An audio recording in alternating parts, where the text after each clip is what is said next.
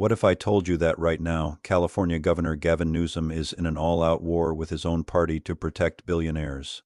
Yeah, you heard that right. The same progressive governor who talks about income inequality and fighting for working families just came out swinging against a tax that would generate $100 billion for healthcare. And here's where this gets absolutely wild.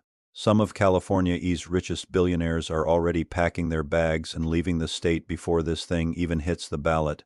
We're talking about Peter Thiel moving operations to Miami, Google's founders shifting assets to Florida, and a mass exodus that has Newsom in full panic mode. So right now, I need you to drop a comment telling me where you are watching from and whether you think billionaires should pay a wealth tax. And if you want to understand the real story behind California politics and how decisions in Sacramento affect your life, hit that subscribe button, because here at WestEdge we're covering the California news that the mainstream media won't touch honestly.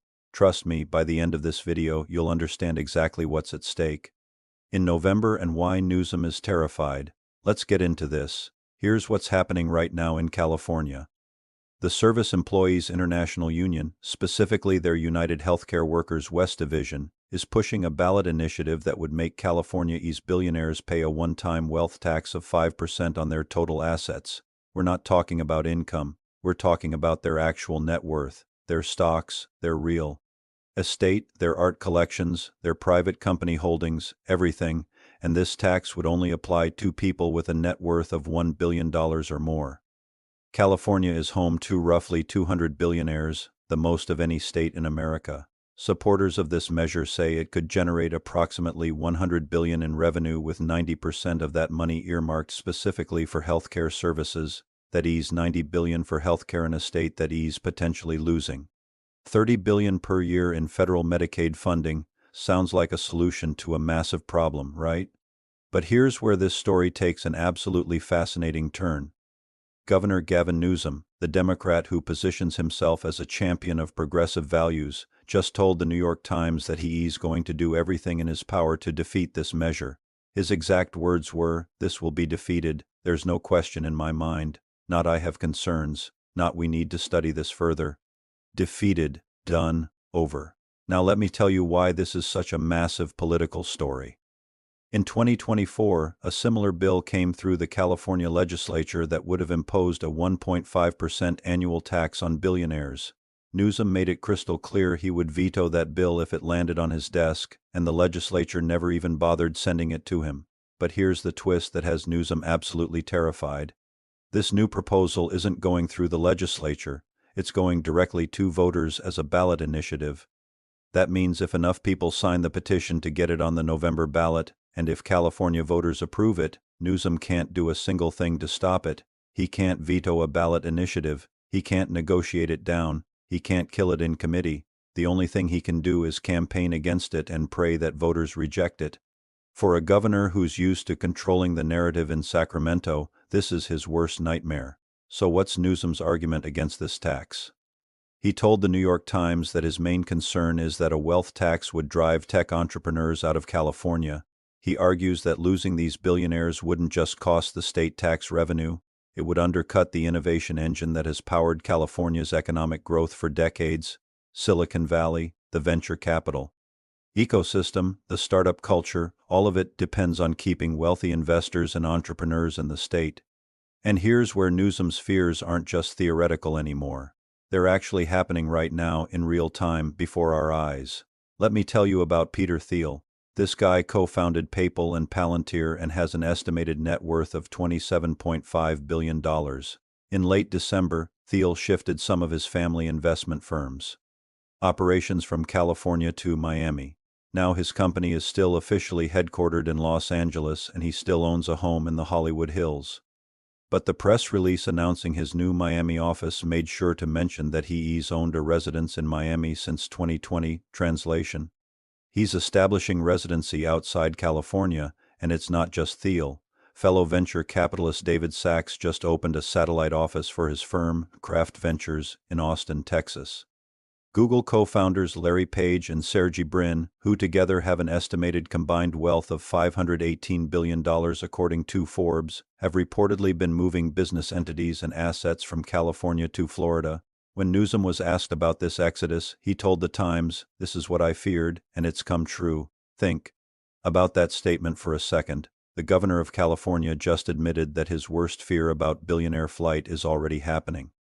But wait, it gets even more interesting when you look at who's staying. NVIDIA CEO Jensen Huang is currently the world's eighth wealthiest person with a reported net worth of $163 billion.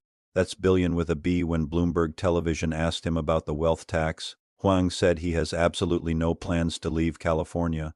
His exact quote was, "We chose to live in Silicon Valley, and whatever taxes I guess they would like to apply, so be it. I'm perfectly fine with it. It never crossed my mind once." So you have got some billionaires running for the exits and others saying they'll pay whatever California asks. This isn't a unified billionaire position. This is a split that reveals something deeper about what's actually happening in California's economy. Now let me explain exactly how this wealth tax would work, because the details matter. The proposal needs more than 870,000 signatures by spring to make it onto the November ballot. If it passes, California billionaires would be required to pay the tax for the 2026 tax year, with the revenue hitting the state budget beginning in 2027. The 5% net wealth tax could be spread out over 5 years with interest, so a billionaire with exactly $1 billion in assets would owe $50 million, payable as $10 million per year for 5 years plus interest. And here's what makes this proposal absolutely brilliant from a policy standpoint. Even if you disagree with it politically, the law is written to calculate net worth based on worldwide assets. That means moving your money to Florida or Texas or the Cayman Islands doesn't get you off the hook. The tax is based on where you lived on December 31st, 2025. That date has already passed. So any billionaire who was still a California resident on New Year's Eve 2025 would owe this tax on their entire worldwide net worth, regardless of where they move their assets afterward. The only way to avoid it was to establish residency outside California before that cutoff date. That's why we're seeing this rush to Miami and Austin right now. The proponents of this tax are framing it as an emergency measure to prevent the collapse of California's healthcare system, and they're not exaggerating when they talk about the stakes. The California Budget and Policy Center estimates that the state could lose $30 billion per year in federal Medicaid funding under current federal budget proposals. That could leave up to 3.4 million Californians without medical insurance. So supporters look at this and see a clear equation. Tax 200 people to protect health care for 3.4 million people. Raise $100 billion to cover a $30 billion annual shortfall. The bulk of the revenue would offset those federal cuts, with 10% set aside for K-12 public schools and food assistance programs. From their perspective, this is the most obvious policy decision in the world. But Newsom sees something completely different, and to understand his position, you have to understand the political and economic calculations he's making. First, there's the immediate economic concern. California's budget is heavily dependent on income taxes from high earners. The top 1% of California taxpayers pay roughly 50% of the state's income tax revenue. If even a fraction of those wealthy residents leave permanently, the ongoing tax revenue loss could dwarf the one-time $100 billion windfall from the wealth tax. Newsom is betting that driving out billionaires today costs California more money in the long run than taxing them once would raise. Second, there's the innovation ecosystem argument. Silicon Valley isn't just about the billionaires themselves. It's about the venture capital they deploy, the companies they fund, the jobs those companies create, and the entire economic multiplier effect.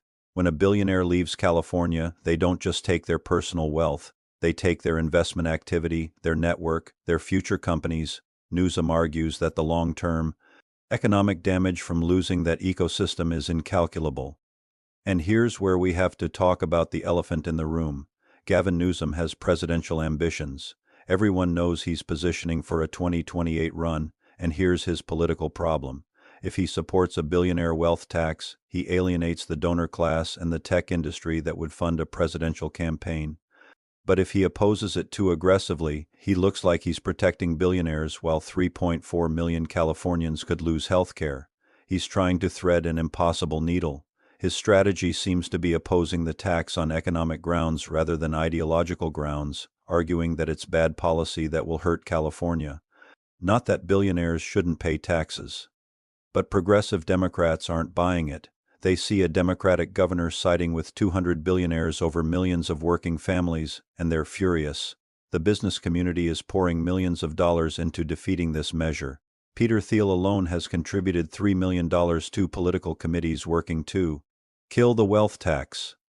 The California Business Roundtable is leading the opposition, warning that the tax could undermine our economy, decimate the state budget, drive investment out of the state, and ultimately make everyday life more expensive for working families. Translation: they're arguing that if billionaires leave, everyone suffers. Less investment means fewer jobs, smaller tax revenues mean cuts to services, and ultimately working families bear the cost.